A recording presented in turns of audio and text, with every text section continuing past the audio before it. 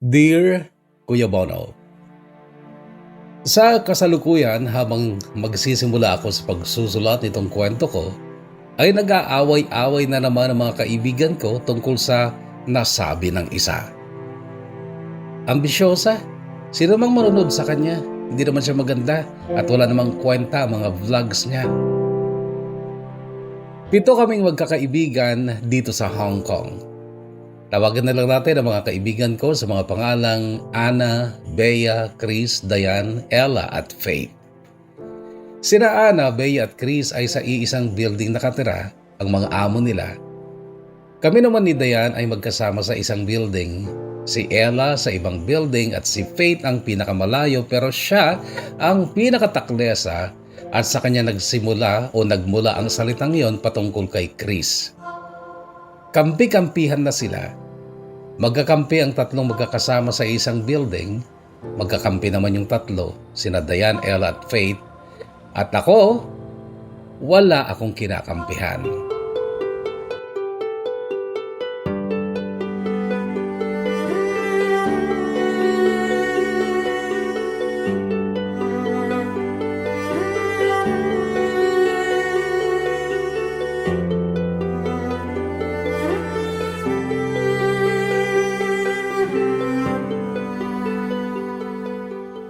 Nonchalant ang tawag sa akin ng ilan sa kanila. Yung iba naman manhid, yung iba wapakels. Babae akong tunay, may puso't damdamin pero iba kasi ang pinanggalingan ko at sa totoo lang, ang bababaw nila. Ang bababaw ng ibang tao. Halimbawa na lang sa politika ngayon, nag-aaway-away ang mga DDS at mga loyalista sa social media. Grabe ang batuhan ng mga salita, mga post. Yung tipong gagawa sila ng AI-generated picture para gawing masama ang isa at gawing dakila at kapuri-puri naman yung isa. Halimbawa lang, nakita ko ang AI-generated picture ni Speaker Martin Romualdez na kalahating tao, kalahating buhaya. Samantalang may picture naman si VP Sara na isa siyang agila. Kung babasahin mo ang mga comments sa ilalim ng mga AI-generated pictures na yon, siguro kung kakampi ka ng pinatamaan, masasaktan o mapipikon ka. Si Pangulong Marcos, ang tawag nila sa kanya ay bangag. At lahat ng maling nasasabi niya ay pinalalaganap sa social media at nilalait siya. Botante rin ako pero hindi ko nasasabihin kung sino ang mga binoto ko dahil obligasyon ko lang naman yon bilang Pilipino ang bumoto pero ni minsan ay hindi ko inisip na yung binoto ko ang magpapaginhawa sa buhay ko at ng pamilya ko. Ako pa rin ang magsisikap para may makain ang pamilya ko kaya ako nagpapaalila nga dito sa Hong Kong. Gusto ko ring linawin na hindi politika lang tema nitong kwento ko. Masasabi kong kwento ito ng isang simpleng babaeng pinatibay at pinatalino ng mga karanasan ko. Ako si Ate Zenny at hangad kong makapag-iwan ng aral at inspirasyon sa iyo na makikinig nitong kwento ko.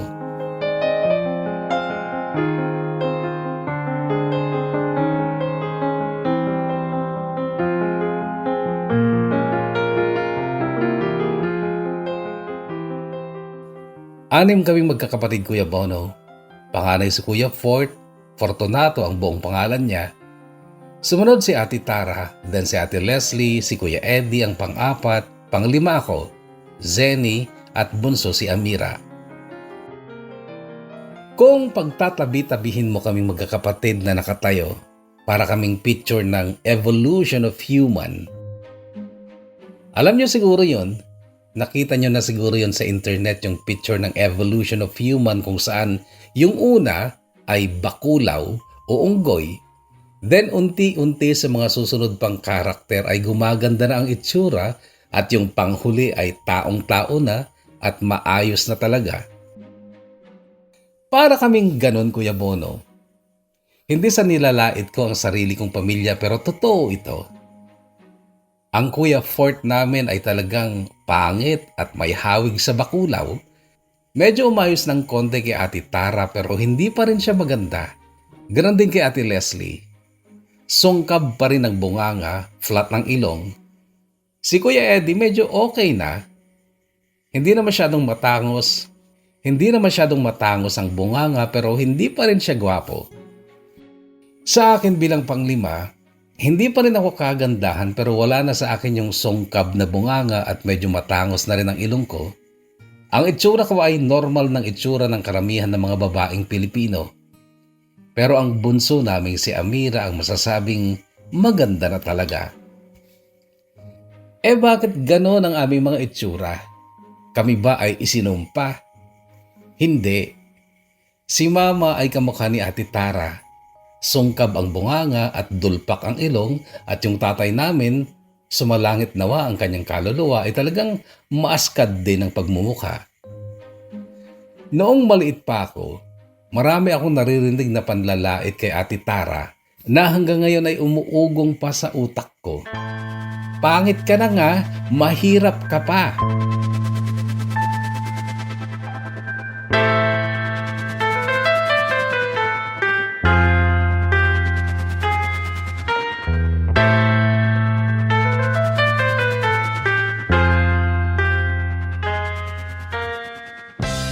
Namulat ako sa napakahirap na buhay sa slums ng Tondo, Manila. Alam kong alam nyo kung paano ang buhay doon at hindi ko na kailangang i-describe pa. Buhay squatter. Tila kami sardina sa aming tulugan. Wala kaming sariling kubeta. Ang tubig pipila ka bitbit ang timba o galon. Ang napansin ko noon ay madalang umuwi sina Papa at Kuya Fort.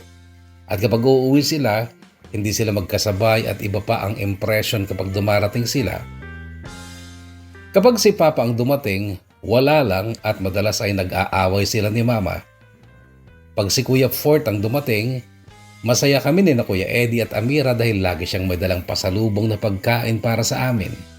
Minsan ay damit para sa amin ni Amira at sa pamangkin naming si Leah, anak ni Ate Tara sa pagkadalaga.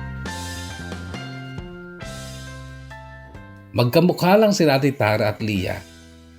Hindi ko alam kung bakit hindi masyadong nag-evolve ang itsura ng pamangkin ko samantalang kung tutuusin ay ibang henerasyon na siya. In short, hindi maganda si Leah. Pangit siya. Kasing pangit ng ugali ng tatay niyang hanggang ngayon ay residente pa rin ng Bilibid Prison. Grade 5 ako nung parang nagkaroon ng reunion sa aming barong-barong ng bigla-bigla dahil lahat ng kapatid ko ay naroon at kami ay pinag-impakan ni Mama. Pansin kong tila ninenerbyos noon si Mama na parang magkakaroon yata ng sunog sa aming lugar kaya kailangan naming magmadali sa pag-alis. Sabi niya ay pupunta raw kami sa probinsya pero sa isip-isip ko noon ay meron ba kaming probinsya? Lahat kaming magkakapatid ay naroon, si Papa lang ang wala. Naroon ang panganay naming si Kuya Fort pero hindi namin siya kasama sa pagbabiyahe papuntang Santiago, Isabela. Iyon ang kauna-unahang pagkakataong makasakay ako ng bus, Kuya Bono. Kanya-kanya kami ng bit-bit noon. Karamihan ng mga gamit namin ay inilagay sa istribo ng bus. Natatandaan ko pa, nag-stop over kami sa Nueva Vizcaya. Bumili si Mama ng 2 order na ulam at 4 na order ng kanin. Yun na ang kinain naming 6. 2 grupo kami, 3 sa bawat grupo na kumain sa iisang plato.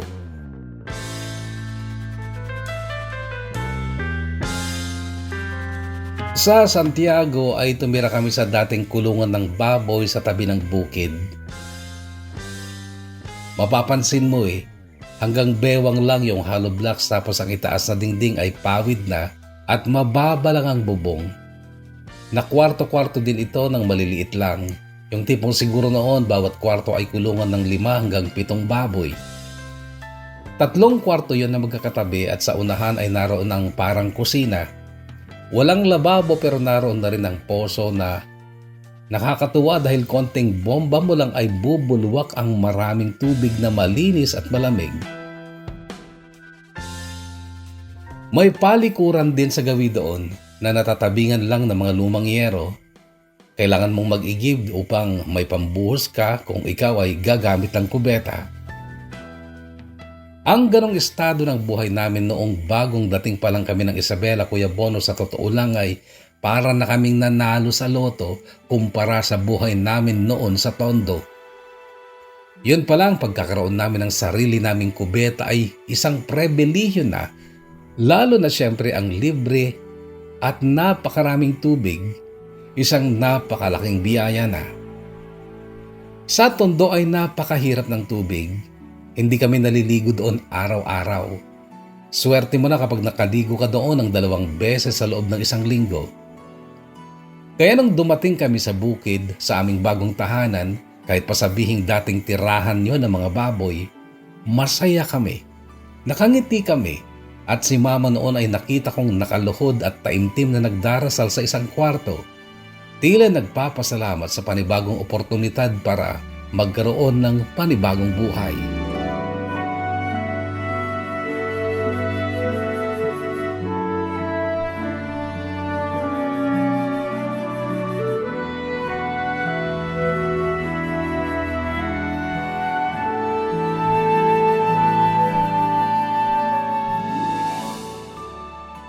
Si Mama ay isang magaling na mananahe, eksperto din sa pagbuburda.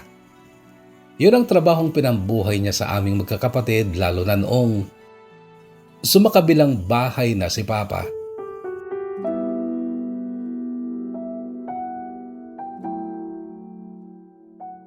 Ang tinirahan namin yun sa bukid ay pagmamay-ari ni Tita Mia at Tito Peter. Si Tita Mia ay nakilala ni Mama nung estudyante pa lang ito sa Maynila at kumukuha ng kursong fashion design, pero hindi naman niya natapos dahil nakapag-asawa ng maaga. Pero kahit hindi nakatapos ay pinagpatuloy pa rin ni Tita Mia ang kanyang passion sa pagdidesign ng mga damit.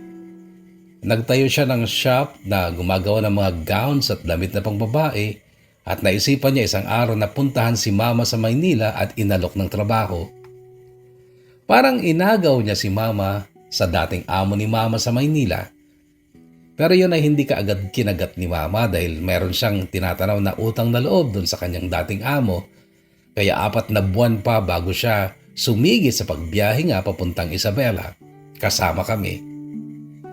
So yun ang dahilan kung bakit kami napunta ng Isabela, at bahagi ng alok ni Tita Mia ang bahay na yun sa bukid na kahit pa dating kulungan ng baboy ay malayong mas okay sa dati naming barong-barong sa Tondo, Maynila.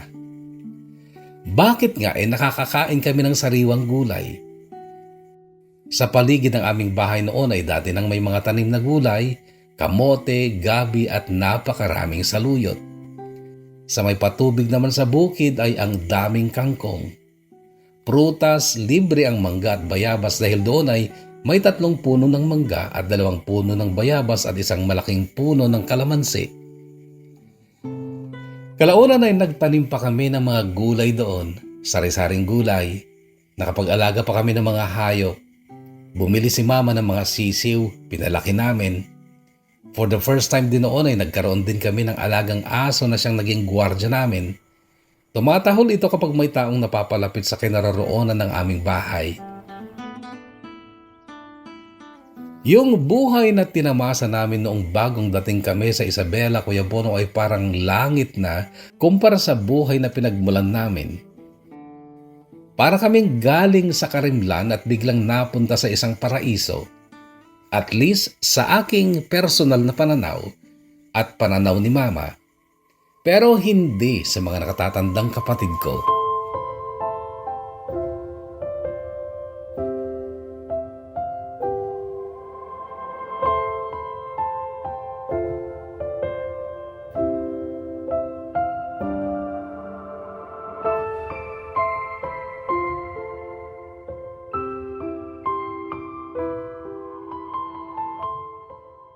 Si Ate Tara ay matagal ng sakit ng ulo ni Mama. Naturingang panganay na babae pero siya ang pinaka-childish. Nabuntis nga siya ng lalaking ni minsan ay hindi niya naiharap kay Mama sa edad niyang 15 lang noon. Para siyang bata, ngiti lang ng ngiti kahit na pinagagalitan na. Si Ate Leslie naman noon pa lang ay may pagkatomboy na at mahilig sa musika. Mahusay siyang maggitara. Second year high school siya ay nahinto siya ng pag-aaral at halos maghapong hawak-hawak ang gitara niya na sinira ni Papa. Pinaghahampas sa pose ng barong-barong namin, naglayas si Ate Leslie noon matapos niyang pagmumurahin ang aming ama. 18 na siguro si Ate Leslie noong matuwa si Mama dahil sumali siya sa Born Again. Pero hindi yun upang maging banal kundi dahil lang sa banda ng mga kaibigan niyang kaanib sa relihiyong yon. Marami siyang barkada at si Ate Leslie ang unang nainip sa buhay namin sa baryo. Kagad siyang nakatagpo ng mga bagong kaibigan na taga-syudad ng Santiago at mula noon ay kaidalang niya nang umuwi sa aming bahay. Si Kuya Eddie naman ay seryosong tao at mataas ang kanyang pangarap. Determinadong makapagtapos ng pag-aaral. Madalas ay para siyang may sariling mundo na kahit na nagkakagulo na kami, kung nagbabasa siya ng kanyang libro ay parang wala siyang naririnig. Masipag din siya. Siya ang pinakaaktibo sa pagtatanim ng gulay at pagdidilig sa mga ito. Ako naman, grade 6 lang ako nung dumating kami ng Isabela. Ako ang pinaka-close kay Mama. Masunurin ako sa kanya at mahilig naman ako sa mga hayop. Ako ang in charge sa pag-aalaga ng aming mga manok at pagpapakain kay Tyler na aso namin. Si Amira, ang aming bunso ay 9 years old lang noon. Iyakin siya at napaka-sensitive. Kapag nasa bahay siya ay hindi nahihiwalay sa kanyang pangit niyang teddy bear na bigay pa sa kanya ni Papa. Well, siya ang paborito ni Papa at maswerte siya dahil bata pa siya nung magloko si Papa kaya't hindi siya aware kung gaano kasama ang aming ama. Madalas ay mapaiyak siya ni Ate Tara dahil isip bata nga. Inaasar si Bunso, sinasabing masama si Papa. Iiyak naman si Bunso dahil hindi niya matanggap na masama ang Papa niya. Gayunpaman ay inaalagaan pa rin ni Amira ang pamangkin naming si Lia, anak ni Ate Tara. Kahit na madalas ay inaaway siya ni Ate Tara, hindi naapektuhan ang pagmamahal ng bunso namin sa pamangkin niya.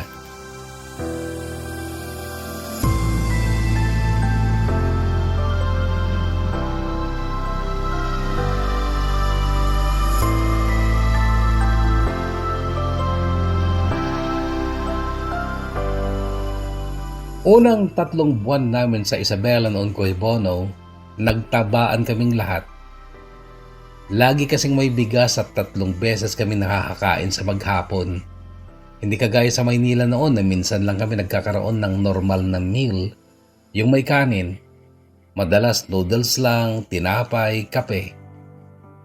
Bulto-bulto kung magbigay si Tita Mia kay Mama ng bigas. Ang mga bukid na nakapalibot kasi sa bahay namin noon ay bukid ni Tito Peter na asawa ni Tita Mia.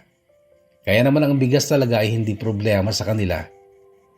Alam ko na hindi libre ang mga bigas na binibigay ni Tita Mia. Iniaawas yon sa sweldo ni Mama. Okay pa rin, at least normal na tao na kaming nakakain ng 3 beses.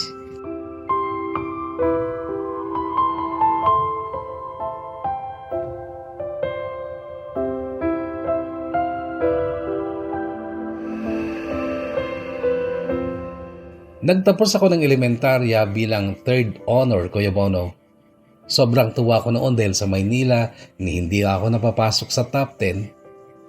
Malayo ang school sa bukid kaya't naglalakad kami ng mga kapatid ko para makapasok lang. Nakakamiss yung mga sandaling naghahabulan kami ni Amira sa daan sa pagitan ng mga bukid kapag uwian ng hapon. Kapag anihan, matigas ang bukid, naglalaro kami doon. Nagpapalipad ng saranggo ng gawa ni Kuya Eddie. Hirap pa rin kami noon, Kuya Bono, pero hindi kasing hirap sa buhay namin noon sa Tondo. Second year high school ako nung bumagyo ng malakas. Nilipad ang bubong ng aming bahay. Basang-basa kami pati mga gamit namin. Dumating ang mga barangay tanod para tulungan kami at dinala kami sa elementary school na siyang nagsilbing evacuation center noon at doon ko nakilala si Nico, ang aking first love.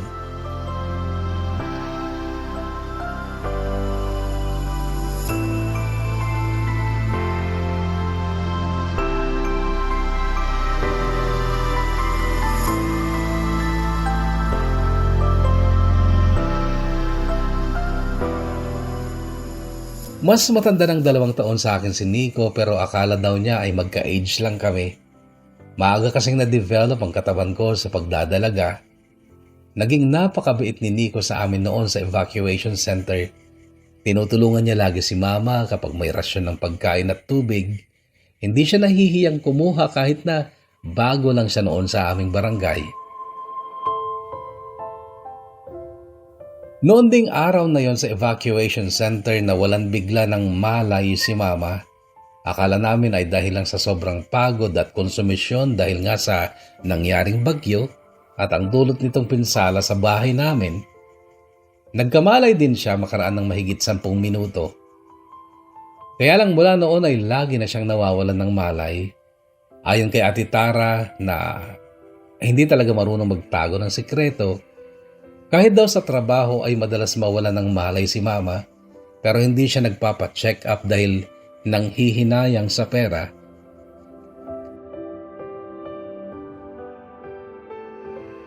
Noon pa lang Kuya Bono ay natatakot na ako sa maaaring mangyari sa amin kapag nawala si Mama. Lagi ako nagdadasal na pagalingin niya si Mama sa kung anumang sakit nito. Pero alam mo Kuya Bono, kung kailan ganun si Mama, tsaka naman siya naging matapang at masungit lalo na sa amin ni Amira na aming bunso. Konting kamali lang namin nagagalit siya. Kaya nang sabihin niyang hiwalayan ko si Nico nung 3rd year high school na ako, sinunod ko siya kahit na mabigat sa loob ko dahil mahal ko si Nico at wala talagang dahilan para hiwalayan ko siya dahil wala akong maipipintas sa ugali niya. Umiyak na lang ako noon. Hindi lang dahil masakit para sa akin kundi naaawa ako kay Nico dahil labis siyang nagtataka at nasasaktan kung bakit ko siya hiniwalayan.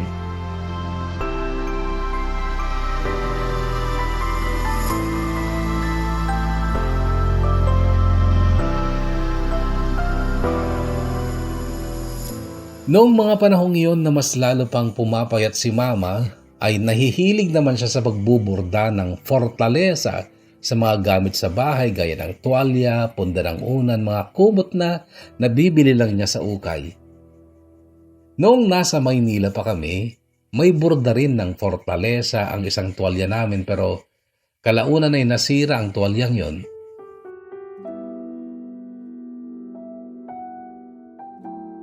Naging palaisipan sa akin kung ano yung fortaleza kasi Kapinpin naman ang apelido namin at Cruz ang apelido ni Mama nung dalaga siya. Isang araw hindi nakapasok si Mama sa trabaho dahil masama ang pakiramdam niya. Noon ay naitanong ko sa kanya kung ano yung fortaleza. Kasi yung bimpo noon na pinabasa niya sa akin ng maligamgam ay nakapatong sa noon niya at yun ay may burda rin ng fortaleza. Naitanong ko kung ano ba yung fortaleza. Aking lakas, sagot niya. Ano po? Tanong ko dahil hindi ko naintindihan. Spanish ang fortaleza ng ibig sabihin ay strength. Sa Tagalog ay lakas. Bakit niya binuburda sa mga gamit natin? Hindi na siya sumagot.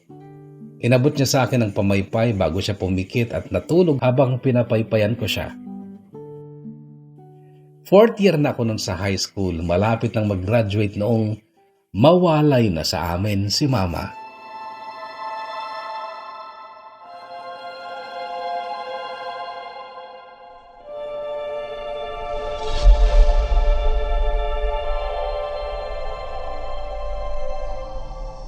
Papasok na ako sa eskwela ng umagang iyon na may mga dumating na pulis, 3 sila. Nakasalubong ko sila sa matabang pilapil. Hindi ako tumuloy sa school, sa halip ay bumalik ako ng bahay.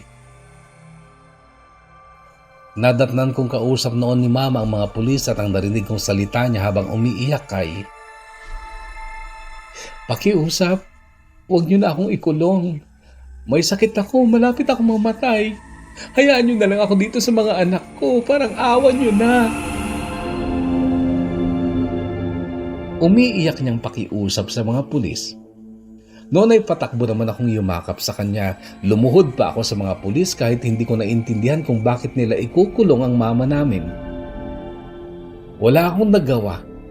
Binitbit nila si Mama. dinala sa Maynila upang panagutan daw ang krimen na nagawa niya.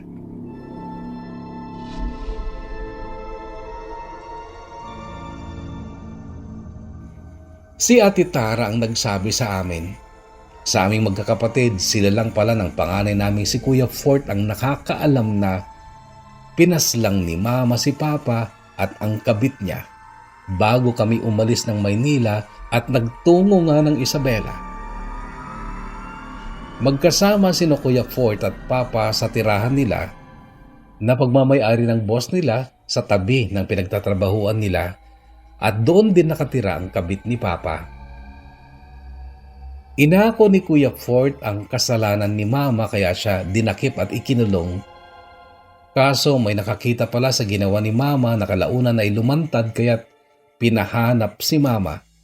Pero syempre, hindi nagsalita si Kuya Fort. Hindi niya sinabi kung nasaan si Mama. Kaya lang, makaraan ng 5 taon ay natuntun din si Mama. Sa kulungan pumanaw si Mama, pero hindi namin siya nakita dahil wala kaming pera noon para makaluwas ng Maynila. Nasa bahay lang kaming magkakapatid noon, magkakayakap na umiiyak.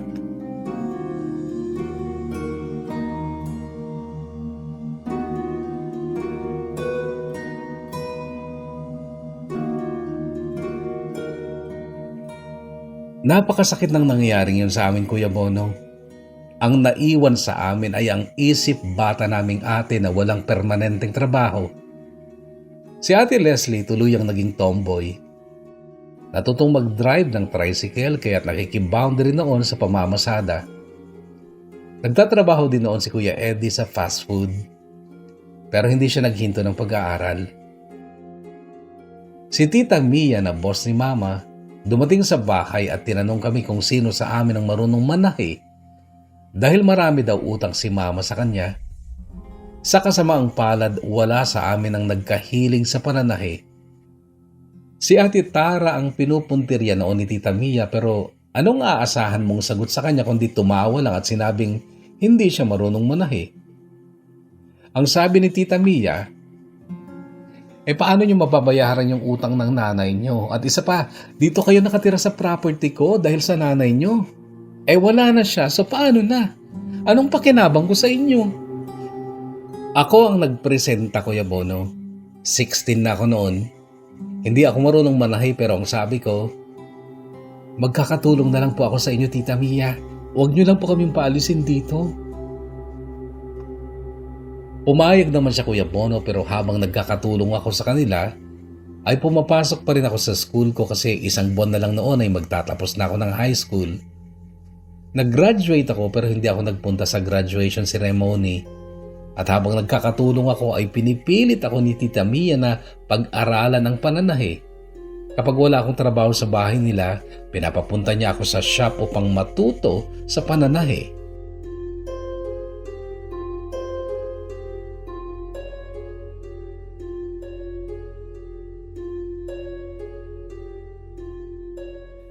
Isang hapon ay umuwi ako sa bahay namin dahil nasasabik ako sa mga kapatid ko at sa pamangkin ko.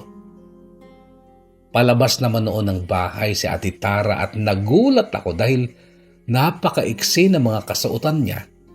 Yung blouse pati ang pang-ibaba, pek-pek shorts ang suot niya at hanging blouse na hapit sa katawan at halos litaw ang pusod niya.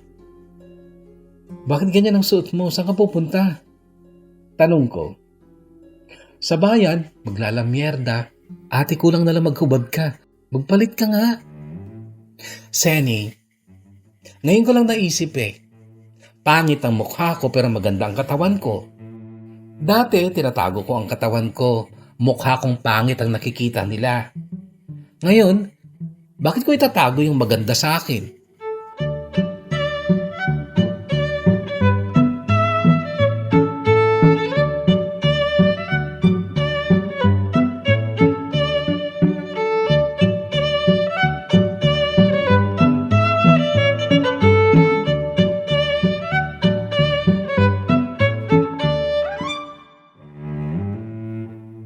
Sa madaling salita, Kuya Bono, ay nagpokpok na nga si Ate Zenny. Yun ang naging paraan niya para makatulong sa pamilya. Pero hindi rin nagtagal. Siguro mga 5 buwan din siyang naglamyerda tuwing gabi. Isang umaga dumating ang panganay naming si Kuya Fort at siya ay namasukan naman bilang kasamahan ni Tito Peter sa bukid.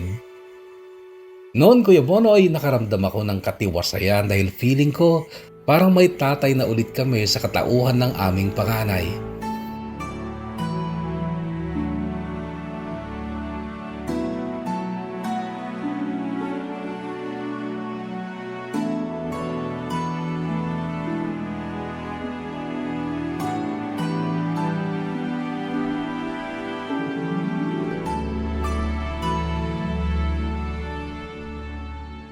Nakatapos din ako ng 2-year course at nakapagtrabaho bilang sales lady noon sa bayan. Hindi ako natutong manahe dahil hindi ko talaga hilig. Noong dumating si Kuya Fort, umalis na rin ako kina Tita Mia at noon naman ay nagpatuloy ang relasyon namin ni Nico.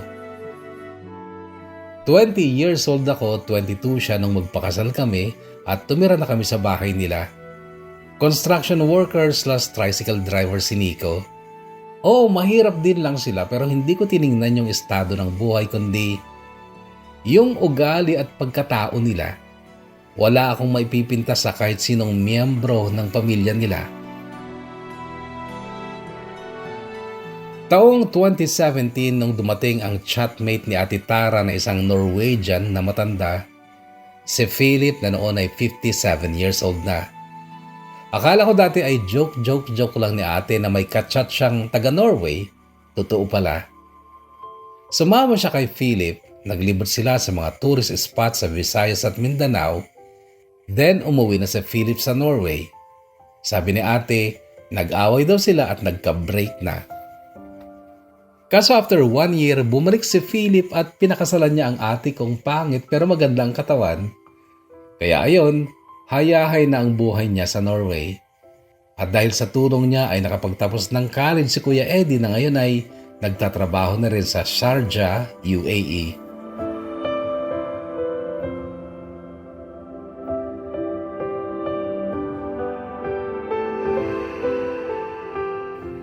Si Ate Leslie ay may ka-live-in namang babae. Nakatira sila sa mismong syudad ng Santiago at kasama nila doon si Leah, ang pamangkin namin. Dati ako ang nag-aalaga kay Leah at sa akin din nakatira si Amira. Pero nung mag-abroad na din ako dito sa Hong Kong ay binigay ko muna si Leah kay Ate Leslie at si Amira naman ay bumalik sa bahay. Kasama niya si Kuya Fort at ang misis nitong si Ate Aida.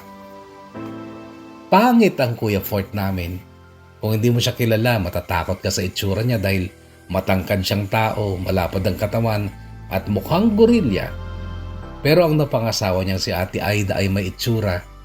Hindi nga lang din nakapag-aral kahit elementarya dahil mahirap ang pamilyang pinagmulan niya. Pero sa pagiging ina at asawa, buenas na buenas si Kuya Fort kay Ate Aida.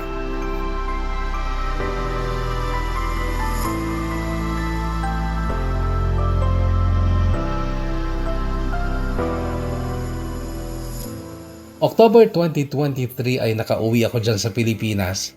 Nariyan din noon sina Ate Tara at Philip. Si Kuya Eddie lang noon ang wala dahil nasa UAE siya. Lumuwas kaming magkakapatid sa Maynila upang dalawin ang puntod ni Mama. Pinaayos namin ang kanyang puntod, pinamarmulan. Ka-video call namin noon si Kuya Eddie noong November 1 habang nasa puntod kami ni Mama. Ang sabi ni Kuya Eddie, papalitan nyo yung lapida at sa itaas, paukitan nyo ng fortaleza. Teka kuya, ano ba yung fortaleza na yan? Tanong ko. At noon mula sa pinakamatalinong kapatid ko ay nakuha ko ang sagot na gusto ko. Spanish word yan, ang ibig sabihin ay strength o lakas. Para kay Mama, tayong magkakapatid ang kanyang fortaleza. Pangalan natin yung fortaleza. 4, Fortunato si Kuya, Ta si Ate Tara, L si Ate Leslie, E ako, Z ikaw Zenny at A si Amira. Fortaleza. Noon Kuya Bono ay biglang umagos sa mga luha ko. Kasunod ng hindi mapigilang paghagulgol at paulit-ulit na pagsambit sa pangalan ni Mama.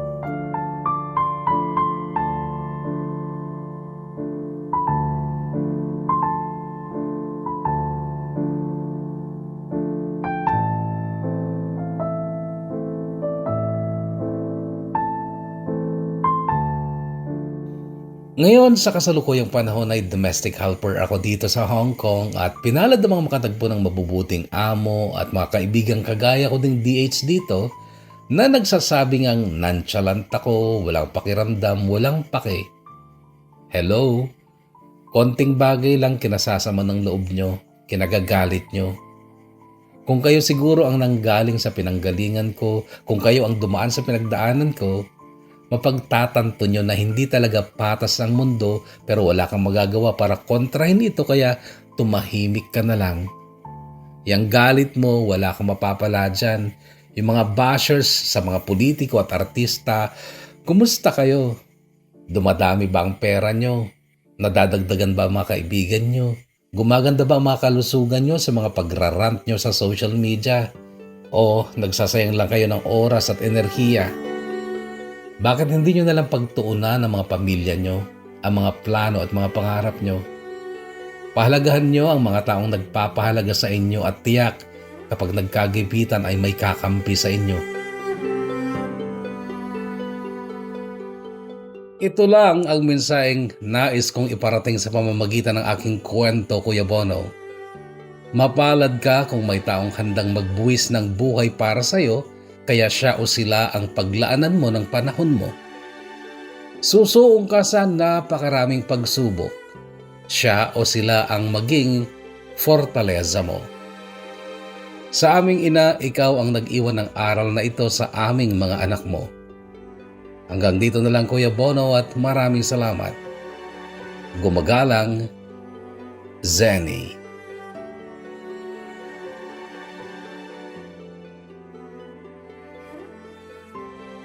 Kahugot na Zenny, maraming salamat sa pagbabahagi mo ng iyong kwento ng buhay at pag-ibig dito sa ating programa. Sayang nga lang kasi parang nagmadali ka. Wala pang 5,000 words yung iyong kwento. Pwede na sana ito para sa Kahugot TV o kaya sa DKB, hindi ba? Napakaganda ng kwento mo, punong-puno talaga ng inspirasyon. Nakakatakot lang kasi may mga crime na nagawa at pagdating sa ganitong klase ng kwento ay nag-iingat tayo.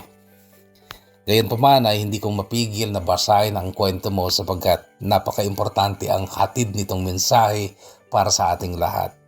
Thank you so much and sana patuloy ang pagiging successful ng iyong pamilya, lahat ng mga kapatid mo.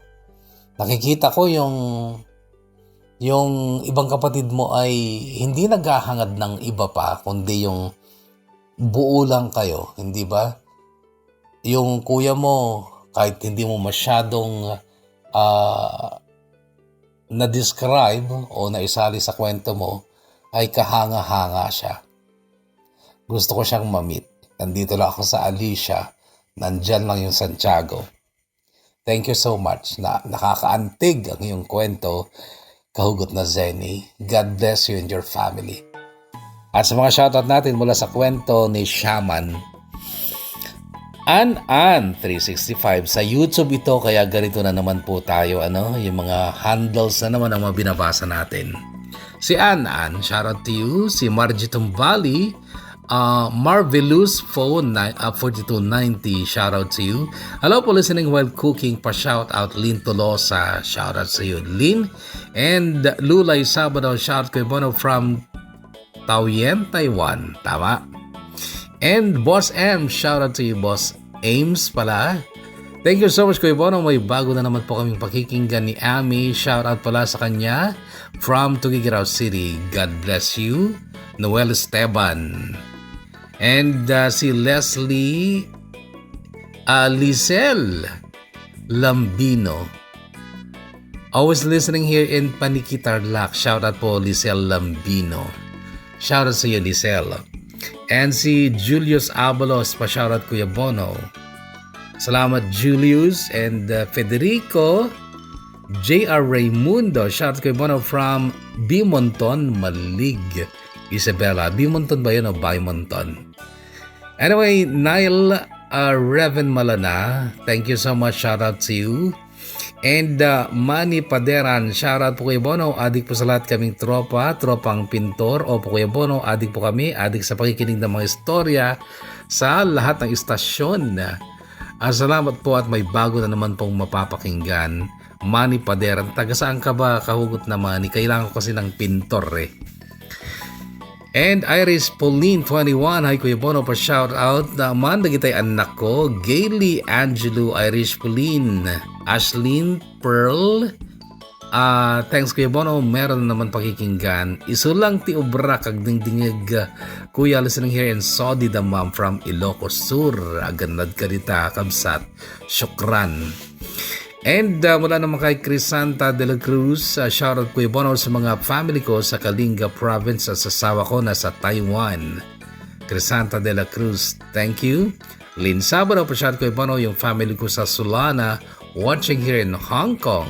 Ang dami nyo sa Hong Kong, maraming salamat at pinipili nyo makinig sa ating programa. Lahat ng OFW sa Hong Kong, Singapore, lahat ng bansa sa Middle East, dito sa Asia, Europe, and America. Alam kong meron tayo lahat dyan na nakikinig kahit pa paano. Maraming salamat sa inyo, mga makabagong bayani. And Evelyn Perida, sarap manghusga. Okay. Ine-expect naman yata ni Shaman to eh. Yung nakaraang kwento natin, sa DKB pala. Ito si Shaman ay isa sa ginawa niyang halimbawa ng pagdedesisyon ng hindi masyadong napag-isipan. Kasi akala mo yung pamilya mo ay galit sa'yo, tapos ang tiwala mo ay naroon sa lalaking kasama mo. And then later on, betray ka ng lalaking yan at babalik ka rin sa pamilya mo. Kaya nasabi nitong kahugot natin dito, ang sarap manghusga. Okay? Naunawaan ko yan, ako pa ba? Kapag bata pa talaga yung babae, mature pa, in love, magulo ang isip, nangyayari talaga yan. And I'm so thankful kasi hindi kayo nahihiyang ibahagi yung kwento nyo at banggitin pa rin yung mga pagkakamali ninyo kahit na alam yung mababash kayo. Yan ang gusto ko sa mga kahugot natin. Hindi sila nahihiyang sabihin yung totoo kahit mabash sila, because we are only human, we were young ones at hindi tayo ganon katalino pa para magdesisyon ng tama. Yun ang gustong-gusto ko sa mga story senders natin na nagpapakatotoo. Ang mga hindi ko na binabasa talaga, actually, may nangungulit sa akin, kailan mo babawasahin yung kwento ko?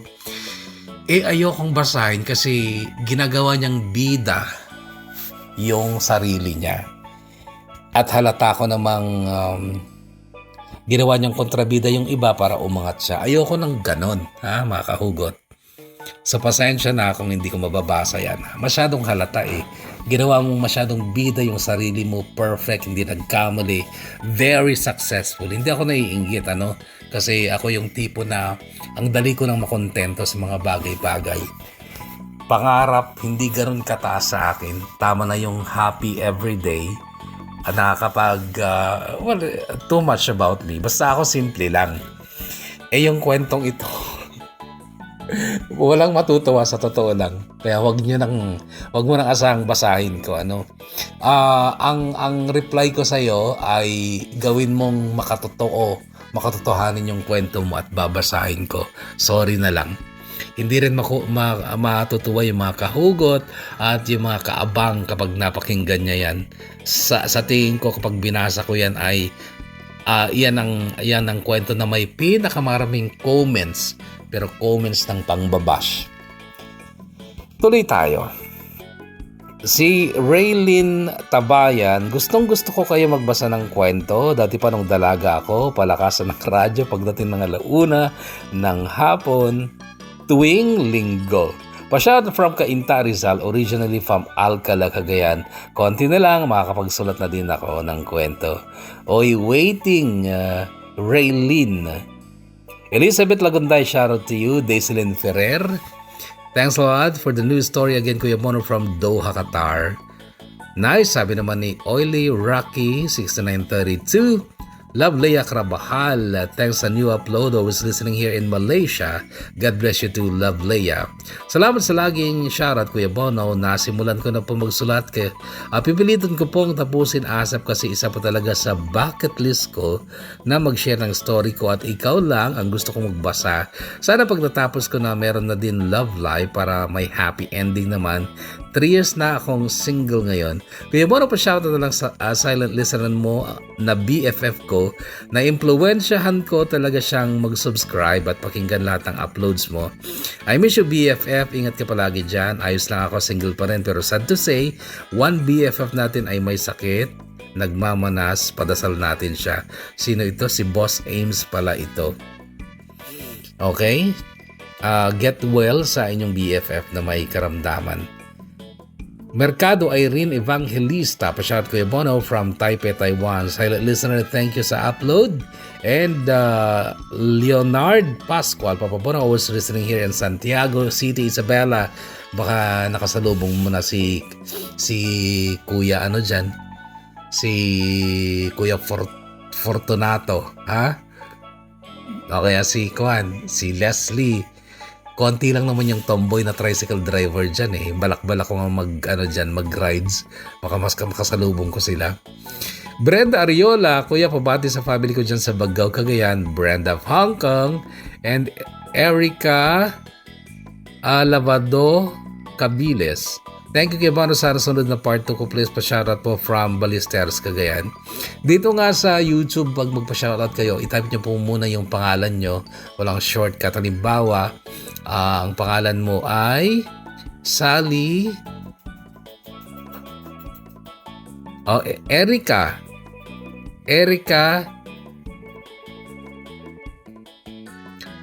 kunyari ang pangalan mo ay Imelda Papin. So i-type mo muna yung Imelda Papin. Pagkatapos mong type yung Imelda Papin, shoutout po yung mga kaibigan ko sa ganito, ganyan. At ganun lang, para sa ganun mabasa kung maayos ang inyong mga pa-shoutout, okay? Mahirap kasi magbasa ng handles. Jake Kusipag, listening from Singapore, on board sa ship. Thanks a lot, Jake. Danding Rosales, thanks Kuya Bono, may bago ulit akong papakinggan. Alam mo, pag wala kang upload, paulit-ulit ko na lang pinapakinggan yung dati, wala akong sawa, ulit-ulitin pakinggan. Maraming salamat, Danding Rosales. Ding Abawag, okay lang ba manghusga, susming bae? Yun na nga. I've been listening from Hong Kong, Princess Ilona Jane Patawi. Nahirapan talaga ako. So mga kahugot, tama na nga muna yung shoutout. Type your name first. Sa susunod na pa shoutout, your name first and then space your shoutouts. Okay? Para malinaw yung basahan dito sa YouTube. Kaya mas gusto kong nagbabasa ng shoutout sa yung pala yung camera. Sa Facebook kasi real name nyo ang mga nakasulat doon. Anyway, kahugot na Zeni, maraming salamat muli for sharing your beautiful story. God bless you and your family. At sa lahat din ng kahugot na muling nagamtabay at naglaan ng oras sa ating programa, maraming salamat. Stay healthy, kahugot. Stay safe and God bless us all.